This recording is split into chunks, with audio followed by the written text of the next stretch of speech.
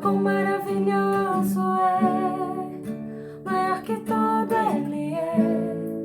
Oh, quão maravilhoso é o nome de Jesus.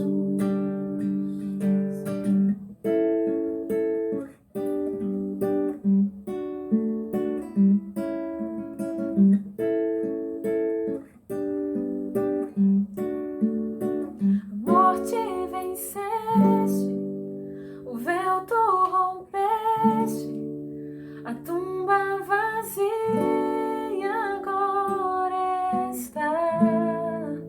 O céu te adora, proclama a tua glória, pois ressuscitaste, vivo estás.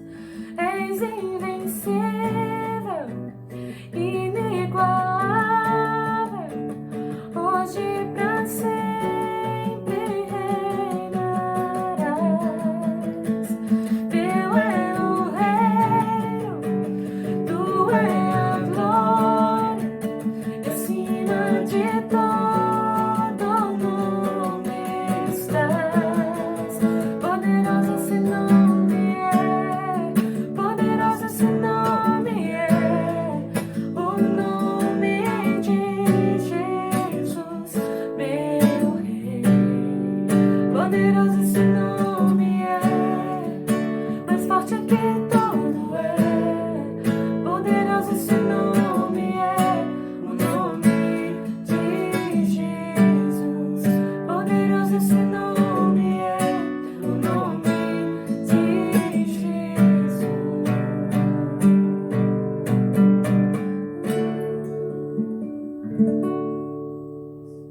Amém. Queridos irmãos e irmãs da família Pibem e a todos os irmãos que estão nos acompanhando neste culto online, que a graça e a misericórdia do Senhor alcance cada um dos irmãos e irmãs e que a paz de Deus inunde suas mentes e seus corações. Nós estamos vivendo dias difíceis, não só quem mora em Recife, quem mora no Brasil, mas o mundo todo foi afetado por esta pandemia. Coisas novas apareceram e isso tem nos assustado, com certeza. Estamos vivendo dias difíceis e o que fazer nessas horas? Nós vamos aprender com um profeta que sofreu muito, o profeta Jeremias. Vamos tratar de renovação de esperança. Nós precisamos renovar a nossa esperança, nós precisamos fortalecer a nossa esperança. Em Lamentações, no capítulo 3, no verso 21, que nós vamos ler agora, diz assim: quero trazer à memória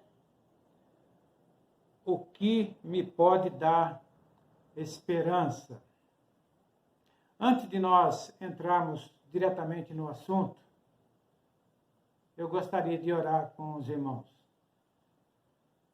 Senhor, obrigado por mais este dia que o Senhor está nos dando, pela oportunidade de estarmos diante da Tua palavra, vendo as verdades que foram registradas para animar as nossas mentes e os nossos corações. Esteja alcançando a vida de cada pessoa que está nos acompanhando neste culto, aquelas que por algum motivo não puderam acompanhar, mas que estão tendo dificuldades nesses dias. Alguns perderam emprego, outros estão tendo dificuldades com a saúde deles mesmos, de pessoas na família. Alguns estão desesperados sem saber o que fazer no dia de amanhã. Alcance, Senhor, com a Tua graça, com a Tua misericórdia, toque na mente e no coração de cada um. É o que pedimos, orando no precioso nome do Teu Filho Jesus. Amém. Então, o nome do livro Lamentações, do profeta Jeremias, ele já indica, né, qual será o conteúdo do mesmo, qual é o conteúdo. Um livro muito melancólico e triste. Jerusalém estava destruída e o povo de Deus estava cativo e apanhando, espalhados na Babilônia e no Egito. E Jeremias, o profeta, chamado profeta chorão, era rejeitado até pelo seu próprio povo. A mensagem que ele trazia não agradava o povo. Então, com isso, ele sofria bastante. Mas o livro, apesar do conteúdo triste, foi feito em forma de belos poemas, e o capítulo 3, principalmente, foi escrito em forma alfabética, parecido um pouco com o Salmo 119. O livro contém 66, esse capítulo contém 66 versículos, que foram arrumados em 22 grupos de 3 versículos. E cada grupo desse começando com uma letra do alfabeto hebraico. E o profeta, então, vem descrevendo a sua tristeza, também a sua preocupação e a simpatia que ele tinha por Jerusalém, pois ele nasceu numa aldeia próxima, a uns 5 quilômetros da cidade de Jerusalém, a aldeia de Anatote. Então, com certeza, ele tinha muitos registros na memória do seu tempo de criança, quando provavelmente ia com os pais para fazer compras, indo para o templo. Então, ele tinha na sua mente ainda registros dos tempos desde criança da cidade de Jerusalém. Então, era um agravante para o sofrimento dele, sabendo que Jerusalém estava destruída, o povo cativo, o templo destruído. Então, tudo isso contribuía para que ele, então, escrevesse algo com teor melancólico e triste. Mas, quando chega no capítulo 3, ele continua descrevendo essa parte da tristeza dele, mas ele faz um parêntese desse lado melancólico, e ele começa, então, a pensar de uma forma diferente. Ele estava refém das suas emoções, com todo esse pano de fundo que eu dei. Então, por isso, ele estava expressando muita tristeza e até desesperança. Mas, de repente, então, no verso 21 que acabamos de ler, algo acontece, e ele começa a usar a razão e decide pensar somente naquilo que poderia lhe dar esperança. E o meu desejo nesses momentos que teremos juntos é que essa palavra também consiga renovar ou fortificar a nossa esperança, a minha esperança, a sua esperança. Em Lamentações, no capítulo 3, nós vamos ler do verso 1 até o 6, diz assim: Eu sou o homem que viu a aflição pela vara do furor de Deus. Ele me levou e me fez andar em trevas e não na luz. Deveras ele volveu contra mim a sua mão de contínuo todo dia. Fez envelhecer a minha carne e a minha pele, despedaçou os meus ossos, edificou contra mim e me cercou de veneno e de dor. Fez-me habitar em lugares tenebrosos, como os que estão mortos para sempre. Jeremias, então, experimentou tempos difíceis com a sua saúde. A vida de um profeta, naquele tempo, não era fácil. E Jeremias já tinha sido chamado pelo Senhor, separado para esse ministério desde a sua juventude. Então, ele teve uma vida toda de sofrimento, sendo rejeitado pelo povo, trazendo mensagens que não agradavam o povo, que era a mensagem que Deus enviava através dele para o povo, de que haveria punição, que eles seriam levados cativos e que isso demoraria um tempo. E o povo não gostava dessa ideia e por isso desprezava Jeremias. Então a vida dele não era muito fácil, ele era hostilizado. E com todas as agruras de um ministério de um profeta, com certeza Jeremias experimentou, no seu próprio corpo, a dor física, o sofrimento vindo da doença. com tudo aquilo de negativo que ela traz. E eu acredito que cada um de nós, né, tem tido experiências difíceis em meio a este tempo de pandemia, né? Se não uma experiência própria, mas de um parente querido, de um amigo, de uma pessoa próxima, né, que tem passado por alguma dificuldade com a doença ou perdendo o emprego.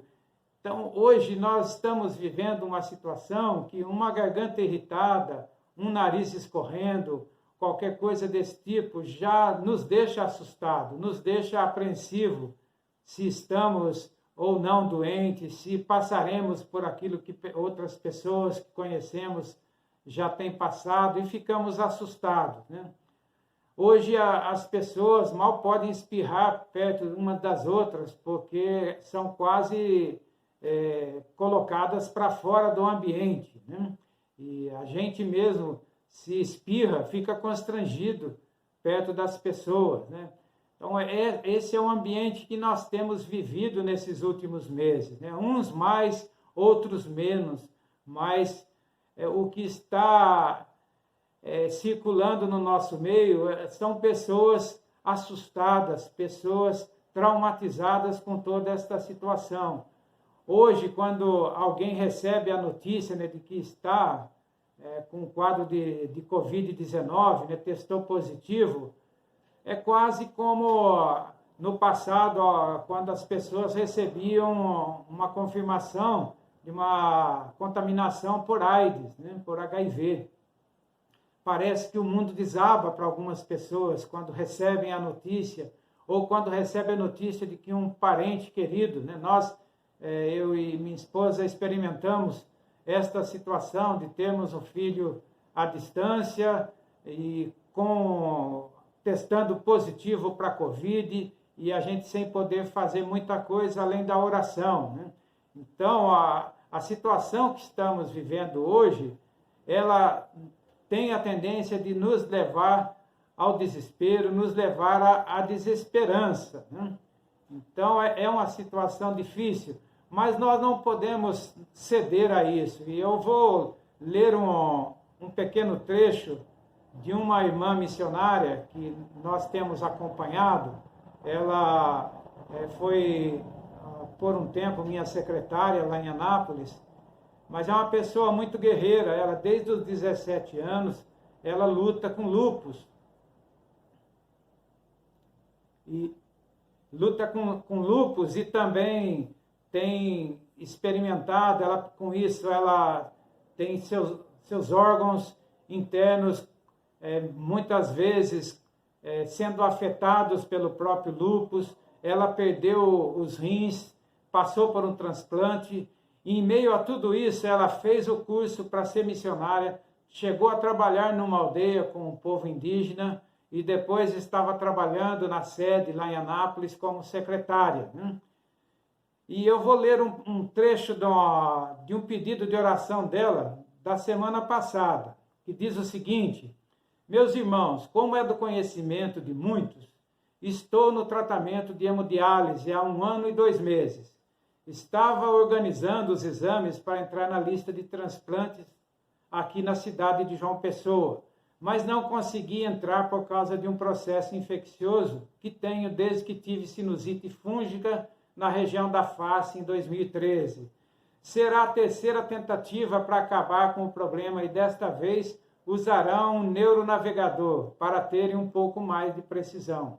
Peço que orem para que os médicos consigam resolver o problema dessa vez e meu organismo cicatrize corretamente para não calcificar errado novamente. Atente para o que ela vai falar agora. No meu coração, ainda tenho planos de transplantar e poder trabalhar um pouco mais na obra para a qual o Senhor me chamou. E isso com mais vigor e coragem, se for da vontade dele, que assim seja. A Daisy, ela teria tudo para justificar ficar acomodada em casa, com todos os problemas de saúde, transplantada, agora o rim parou de funcionar novamente, ela está passando por sessões de hemodiálise, mas ela está na esperança de conseguir um transplante novamente para poder voltar a atuar na obra do Senhor. Isso acontece porque ela se apegou ao Senhor. Ela não perdeu a esperança, mesmo diante dessa situação. E Jeremias, ele também viveu essa situação, mexendo com a própria saúde dele e trazendo desesperança, mas ele seguiu em frente. Em Lamentações, no verso 7 a 11, ele continua: cercou-me de um muro, já não posso sair, agravou-me com grilhões de bronze, ainda quando clamo e grito, ele não admite a minha oração. Fechou os meus caminhos com pedras lavradas, fez tortuosas as minhas veredas, fez-se-me como urso à espreita, um leão de emboscada, desviou os meus caminhos e me fez em pedaços, deixou-me assolado. Jeremias, ele ficou privado de liberdade, sem poder se locomover. Ele gostaria de poder transitar livremente para todo lugar, mas ele ficou privado disso. Ele já não podia fazer aquilo que ele queria, aquilo que ele desejaria. E ele se sentia oprimido por causa disso. Não sei qual tem sido a sua experiência de isolamento, de distanciamento, mas eu me senti ultrajado, vendo os meus direitos e o direito das pessoas, de pelo menos poder respirar um ar puro numa praça, numa praia, pois poderíamos ser presos, receber multas, e isso tudo com muita brutalidade da parte dos agentes de segurança, policiais, de prefeituras e de governos estaduais, tratando pessoas, cidadãos, trabalhadores, pagadores de impostos, tratando com tanta brutalidade, né? E enquanto isso, né, a situação não mudava por conta de ficar todo mundo dentro de casa sem poder sair, né? Eu me senti ultrajado. Com certeza, os irmãos também se sentiram dessa forma, né? Vendo tanta coisa errada sendo feita e a gente sem poder fazer alguma coisa. Nessas horas, né, a tendência é nós ficarmos desanimados, ficarmos revoltados e esquecemos do Senhor, como se Ele estivesse fora da situação, né? Eu não sei como você se sentiu, muitas vezes eu me pegava revoltado com as injustiças que estavam sendo aplicadas para com o povo, um povo de bem, um povo trabalhador, um povo honesto, né? Mas Jeremias continua, no verso 12 até o 16, ele vai mostrar outra coisa que estava fazendo com que ele ficasse nessa situação, né? Entesou seu arco e me pôs como alvo a flecha, fez que me entrassem no coração as flechas da sua aljava. Fui feito objeto de escárnio para o meu povo, e a sua canção todo dia. Fartou-me de amargura, saciou-me de absinto, fez-me quebrar com pedrinhas de areia os meus dentes, cobriu-me de cinza. Jeremias estava se sentindo muito humilhado. Ele foi objeto de escárnio, de gozação do seu próprio povo, né? Ele trazia uma mensagem séria, uma mensagem de responsabilidade de Deus para o povo, né? E o povo não aceitava de maneira alguma e o desprezava. Ele virou objeto de escárnio, né, de gozação.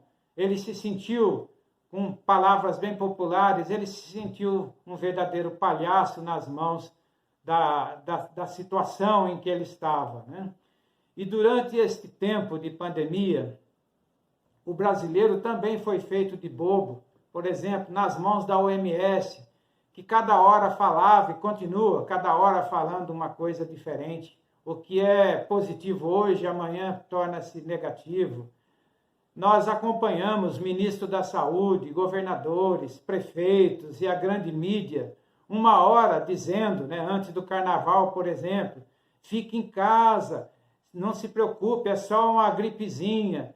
E depois do carnaval, então, aí decretou geral, né? Você vai morrer se você sair da sua casa. Você será tratado como um bandido se você sair da sua casa. Vão morrer mais de 1 milhão de brasileiros até o mês de agosto. Uma hora dizendo, use máscara, que a máscara é boa. Outra hora você vê uma reportagem, a máscara não adianta nada. Não saia de casa. Se tiver sintomas, só procure atendimento quando tiver dificuldades para respirar, que a gente sabe que aí já não adianta mais procurar o atendimento se já atingiu esse nível, dificilmente a pessoa escapava, né? Outros, não tome remédio proibido, porque tem efeitos colaterais. E esse remédio proibido, na década de 90, quando tive malária, eu tomei muito desse medicamento e foi o que salvou a minha vida, né? Porque eu morreria com o tipo de malária que eu tinha contraído se eu não tomasse esse remédio. E desde aquela época, era um remédio muito seguro, que você comprava na farmácia sem receita médica, mas durante essa pandemia, politicamente, ele se transformou num remédio venenoso, um remédio que mataria. Então a gente ficou sem saber, né, o que fazer e ouvindo essas coisas, ouvindo de ministro da Justiça falando para prender quem saísse de casa, vendo o STF soltando bandidos que estavam presos, uma incoerência, né? Prende o cidadão de bem com toda a brutalidade e solta o bandido. Então todas essas coisas me faziam me sentir impotente diante de tanta demagogia. Mas eu me lembrava de que o Senhor continua no controle de tudo. E isso me trazia de volta a esperança, né? Momentos aconteceram onde parecia que não havia mais esperança. O mundo estava dominado, o Brasil estava dominado por uma força maligna que não deixaria que a gente saísse dessa situação.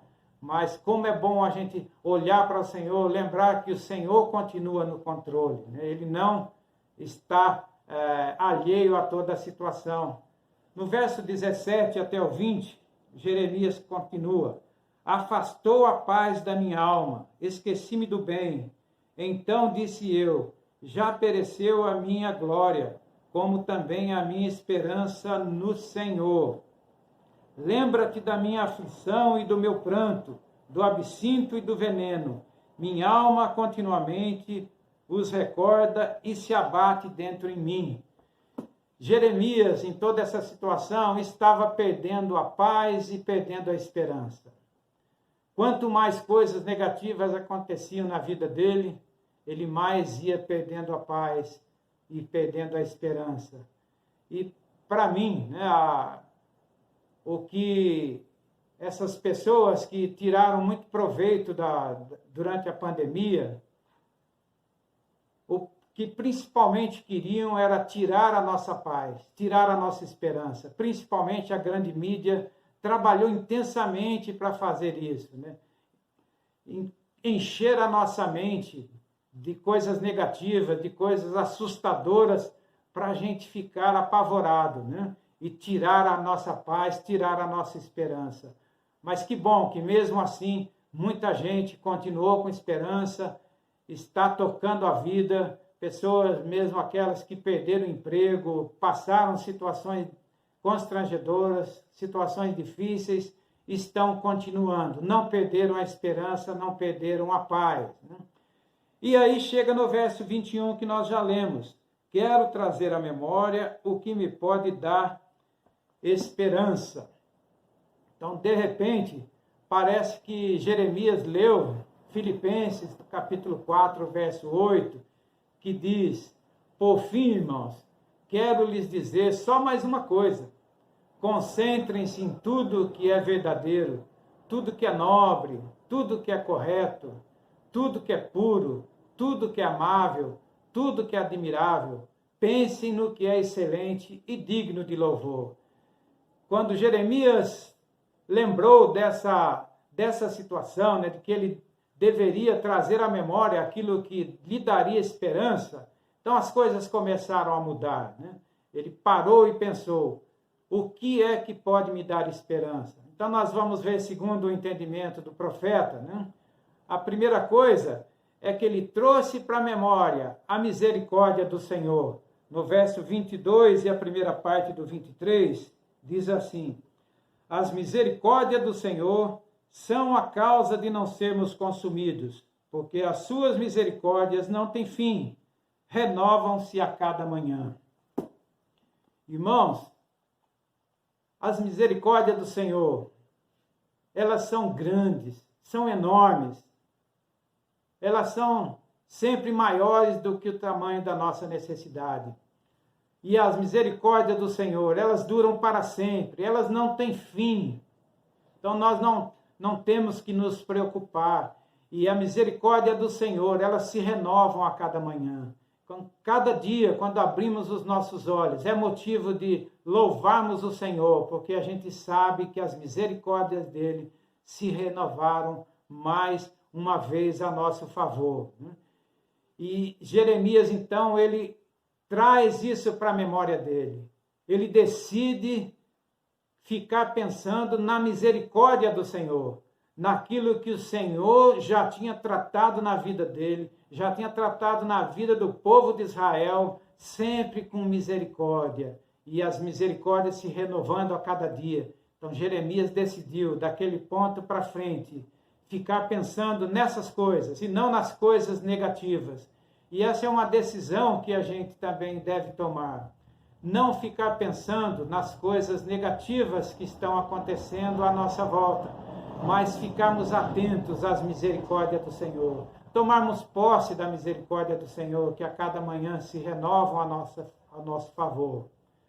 Jeremias também trouxe à sua memória a fidelidade do Senhor. No verso 23 e 24, diz: grande é a tua fidelidade, a minha porção é o Senhor, diz a minha alma, portanto esperarei nele. Este é um ponto da fidelidade do Senhor que nós, como missionários atuando entre povos indígenas, nós abordamos intensamente dentro do estudo bíblico, porque o entendimento de Deus que as pessoas nessa área que trabalhamos têm, mesmo que conheçam o Deus histórico, né? Eles não têm consciência, não têm entendimento da grandeza, de como esse Deus é. E nós destacamos com muita ênfase mesmo a fidelidade do Senhor, desse Deus que nós seguimos, né? Porque ele nunca falha. Nós, como seres humanos, principalmente o missionário que está dando o ensino bíblico para os indígenas, nós somos falhos. Nós vamos prometer algo para um indígena e não vamos cumprir. Muitas vezes isso foge do nosso controle, não dá para fazer aquilo que prometemos, mas o Senhor, ele não falha, e por isso nós podemos basear e confiar a nossa esperança no Senhor, porque assim como ele nunca falhou com tudo aquilo que ele prometeu, ele não vai falhar com aquilo que está ainda por vir. O amanhã, o depois de amanhã, o nosso futuro, a nossa velhice, o Senhor continuará sendo o mesmo, o Senhor de fidelidade, o Senhor de misericórdia. E Jeremias tomou posse disso e começou a pensar somente nisso também a partir dali. Ele também Jeremias trouxe à sua memória a bondade do Senhor. No verso 25, bom é o Senhor para os que esperam por ele, para a alma que o busca. Porque Deus é bom, tudo o que ele faz, o que ele permite acontecer na nossa vida, também é bom. Muitas vezes acontecem coisas negativas na nossa vida, e nós não entendemos naquele momento, nem dá para entender, né? Mas nós temos que ter a certeza de que o resultado daquela situação negativa, situação ruim, situação difícil, ela vai contribuir para o nosso crescimento, vai nos levar para mais perto do Senhor. E é esse o propósito do Senhor, quando ele permite que coisas ruins aconteçam na vida daqueles que são seus filhos. A bondade do Senhor ela é baseada na graça e na misericórdia dele, e não nos nossos méritos. Deus é bom conosco, não porque nós somos bonzinhos para com ele, não. Ele é bom porque isso faz parte do caráter dele, ele é bom, por isso ele nos trata com bondade. E isso, com certeza, renovou as forças, animou o profeta Jeremias. Mas ele também, no verso 26, ele trouxe à memória a salvação do Senhor. Bom é aguardar a salvação do Senhor, e isto em silêncio. Eu estava me lembrando, quando li esse trecho e comecei a pensar o que compartilhar com os irmãos sobre essa situação, lembrei daqueles garotos que ficaram presos na caverna, lá na Tailândia, alguns anos atrás, né? Eles não podiam fazer nada na situação que eles estavam, não adiantava chorar, não adiantava gritar, não dava para fazer nada. Eles tinham apenas que esperar, não perder a esperança e esperar o momento da salvação. E quando eles foram encontrados, aquele momento onde com certeza a esperança aflorou nas suas mentes e nos seus corações, eles ainda tiveram que aguardar o momento certo para a retirada deles, pois a equipe de salvamento teve que se planejar, organizar como seria a retirada deles, e também cada um foi tirado de uma vez, não saiu o grupo todo, então dá para imaginar como ficou o último naquela caverna, aguardando o retorno, pensando, será que vem mesmo, né? Então eles não tinham o que fazer, tinham que confiar em Deus, confiar naquelas pessoas que tinham prometido voltar para resgatá-los. E nós temos que aguardar a salvação do Senhor, mesmo nas situações mais difíceis e sem reclamar. Não adianta nós ficarmos questionando a Deus, não adianta reclamarmos da situação, né? E um exemplo bom para nós também é Jó, que mesmo diante de toda a situação, com o incentivo, o desafio da própria esposa, dizendo para ele renegar a Deus e brigar com Deus, né? Renegar a sua fé, ele não fez isso, porque ele confiava no caráter do Deus, que ele sabia que era bom. E que o Senhor nos ajude a cada dia a entendermos e nos colocarmos debaixo das misericórdias do Senhor, confiando na sua fidelidade, que ele não vai falhar. Ele prometeu que vai cuidar de nós. Ele prometeu estar conosco em cada situação, nos carregando no colo nas situações mais difíceis, né? Confiarmos na bondade do Senhor. Quando a gente estiver passando por situações difíceis, as quais não gostaríamos de estar passando naquele momento, que nós nos lembremos que o Senhor, a vontade dele sempre é boa a nosso respeito, e o resultado será com certeza o melhor. E lembrarmos principalmente da salvação do Senhor. Chegará o momento, nas situações difíceis pelas quais nós passarmos, chegará o momento da salvação. Que o Senhor nos ajude a cada dia entendermos e nos colocarmos debaixo da misericórdia do Senhor, confiando na fidelidade do Senhor, lembrando da bondade do Senhor e principalmente da salvação do Senhor. Pois nós não temos outra alternativa, é o nosso único recurso em meio às dificuldades. E enquanto aguardamos a bendita esperança, né, que é citado lá em Tito 2,13, a bendita esperança do nosso encontro com o Senhor Jesus. E que nós vivamos o nosso dia a dia, né, com base nessas preciosidades que transformaram a mente e o coração do profeta Jeremias, fazendo com que ele renovasse a sua esperança, independentemente da situação que ele estava vivendo. E a história, né, vai dizer que o profeta Jeremias acabou morrendo no cativeiro. Não sabemos exatamente como isso aconteceu, mas ele, dali para frente, já tinha uma outra visão, porque ele começou a colocar na mente e no seu coração somente aquilo que poderia dar esperança. Que essa seja a minha prática, a sua prática, porque isso vai agradar ao Senhor. Vamos orar. Senhor, nós agradecemos pelas verdades contidas na Tua palavra.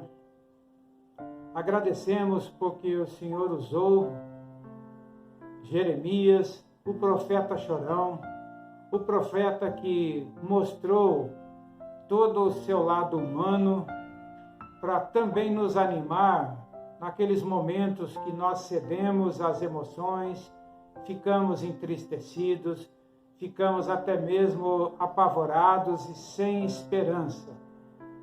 Mas sabendo que há uma esperança, nós podemos mudar isso se nós nos voltarmos para aquilo que vai alimentar a nossa vida, vai trazer a paz, vai trazer a alegria, que é olharmos para o Senhor, o autor e consumador da fé. E aí nós teremos esperança com base na Tua fidelidade, na Tua bondade, na Tua salvação.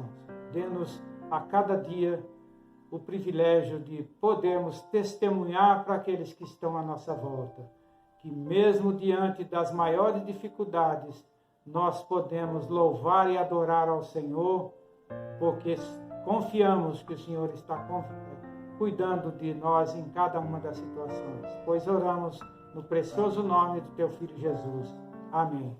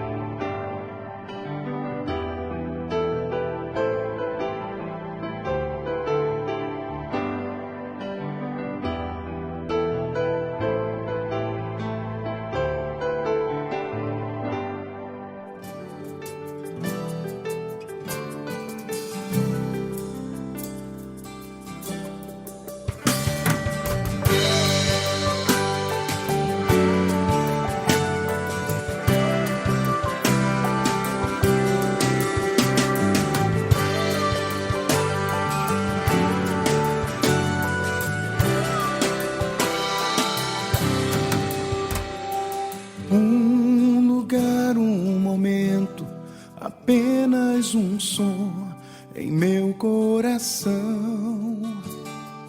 Meu Deus e meu Pai, eis o desejo, ouvir tua voz. Primeiro te ouvir, realmente te conhecer, experimentar a intimidade que um filho anseia ter. Me curvo diante de ti, soberano Deus e Pai. Com louvor eu proclamo assim: sou fruto da graça, do amor que me basta, sou teu.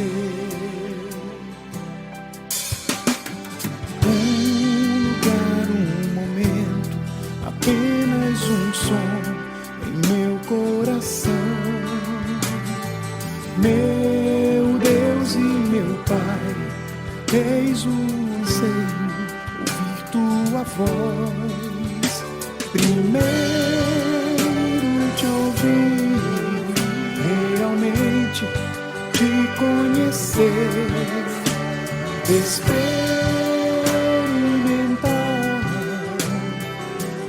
intimidade que um filho anseia ter. Me curvo diante de ti, soberano Deus e Pai. Com louvor eu proclamo assim: sou fruto da graça, do amor que me basta, sou teu.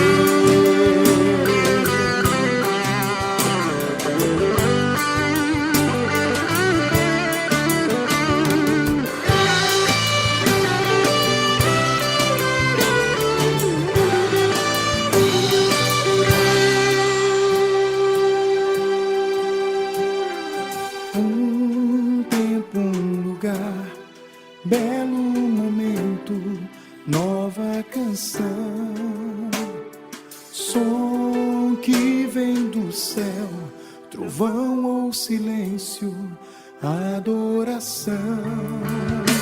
Primeiro te ouvir, realmente te conhecer,